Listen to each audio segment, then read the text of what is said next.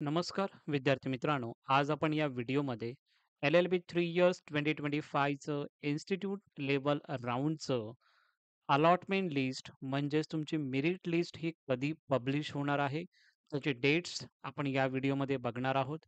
त्यानंतर ती जी merit list आहे ही तुम्हाला कुठे बघण्यासाठी भेटणार आहे? त्या पोर्टलला तुम्हाला भेटणार आहे का? नोटीस बोर्डवर लागणार आहे का कॉलेजच्या? या अजून कुठे चेक करायची आहे त्याची सुद्धा इन्फॉर्मेशन तुम्हाला या व्हिडिओमध्ये देणार आहे. पूर्ण व्हिडिओ बघा जेणेकरून सर्व डाउट्स तुमचे या व्हिडिओमधून क्लिअर होतील. पण जे नवीन असतील विद्यार्थी आतापर्यंत ज्यांनी सबस्क्राईब केलं नसेल चॅनल, त्यांनी नक्की या चॅनलला सबस्क्राईब करा. बिकॉज अशाच पद्धतीच्या इन्फॉर्मेशन व्हिडिओ तुम्हाला मी घेऊन येत असतो.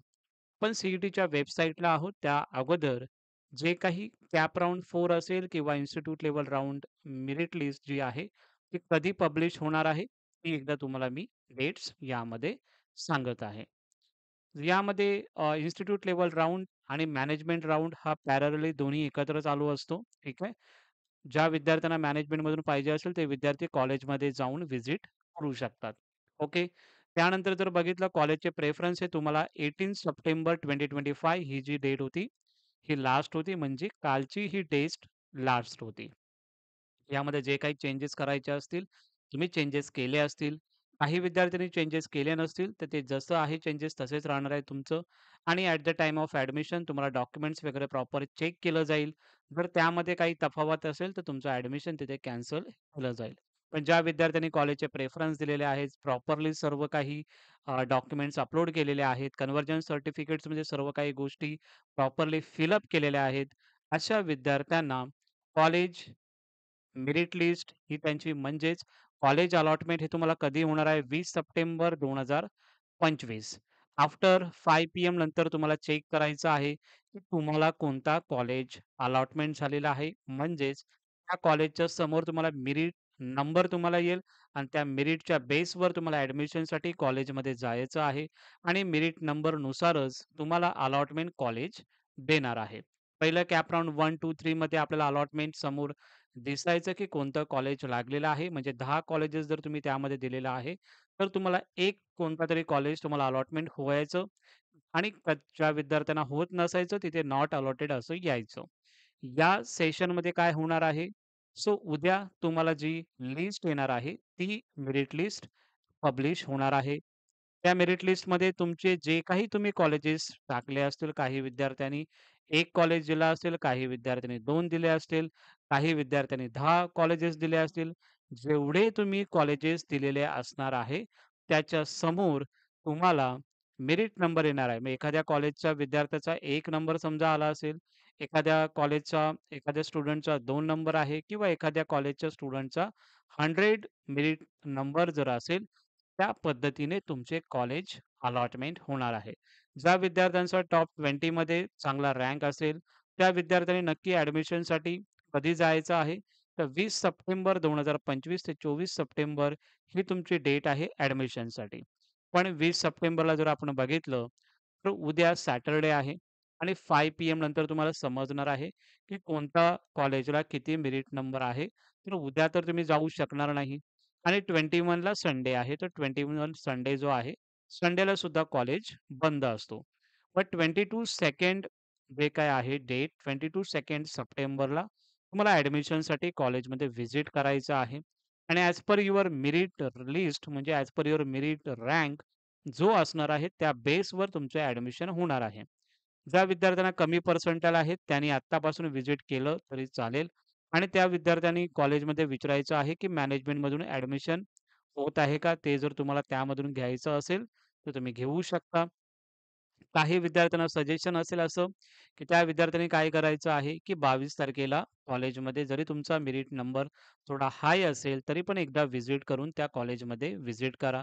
ते तुम्हाला सांगतील, की आता अजूनही कॉलेजेसच्या जे काही मेरिट नंबरमध्ये जे विद्यार्थी आहेत, ते जर आले नाहीत, तर तुम्हाला त्यामध्ये सीट देण्यात येईल.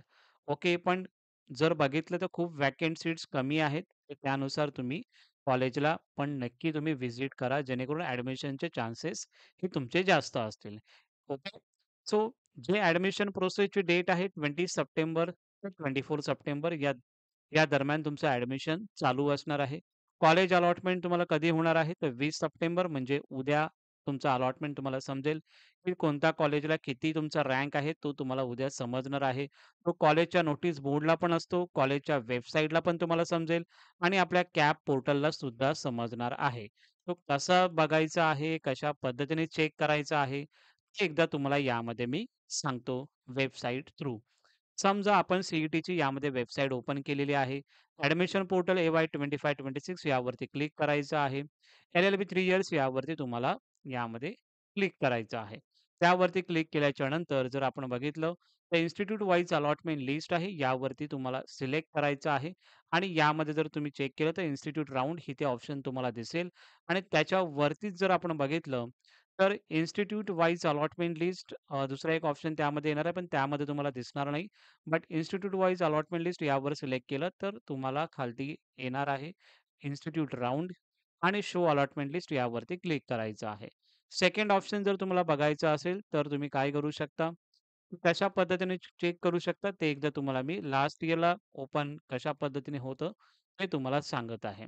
समजा अशा पद्धतीने तुमचं इन्स्टिट्यूट लेव्हल राउंड दिसणार आहे. Check institute level round merit list अशा पद्धतीने उद्या तुम्हाला दिसणार आहे. मग त्यामध्ये बघा merit list institute level round यावरती क्लिक करायचं आहे. जो काही तुम्ही कॉलेजचा प्रेफरन्स दिला असेल, समजा मी युनिव्हर्सिटी मुंबईचा प्रेफरन्स दिला असेल आणि त्यामध्ये समजा मी अस्मिता कॉलेज लॉचा हा प्रेफरन्स दिलेला आहे. तर शो मेरिट लिस्ट यावरती क्लिक करायचं आहे आणि त्याच्यामध्ये मग तुमचा हा मेरिट नंबर जो दिसत आहे, तो तुमचा मेरिट नंबर असणार आहे. आता या विद्यार्थ्याचा जो काही मेरिट नंबर आहे, तो 1 आहे आणि एवढं त्याला पर्सेंटाइल होते लास्ट इयरचं तुम्हाला सांगत आहे. आणि second rank, third rank, fourth rank, fifth rank, sixth rank अशा पद्धतीने ज्या विद्यार्थ्याचा मेरिट नंबर चांगला असेल, त्या पर्सनला या त्या स्टुडंटला चांगले कॉलेजेस तिकडे अलॉटमेंट होणार आहेत. मग खूप विद्यार्थ्यांचा यामध्ये प्रश्न असाही असतो, की सर समजा सर्व विद्यार्थ्यांना समजा फर्स्ट रँक सर्व कॉलेजमध्ये असेल, तर मग एखाद्या विद्यार्थ्याला सर्व कॉलेजेसमध्ये फर्स्ट रँक असेल, तर तो विद्यार्थी एकाच कोणत्यातरी कॉलेजमध्ये जाऊन ॲडमिशन घेणार आहे. करेक्ट आहे.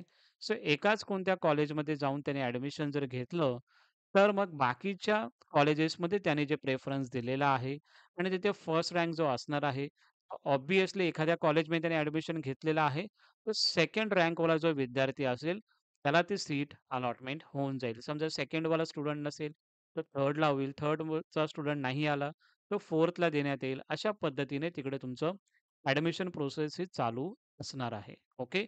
खूप काही कॉलेजेसमध्ये डायरेक्टली तुम्हाला सांगत नाहीत, की तुम्हाला मॅनेजमेंटमधून ॲडमिशन देत आहे, की कशा थ्रू.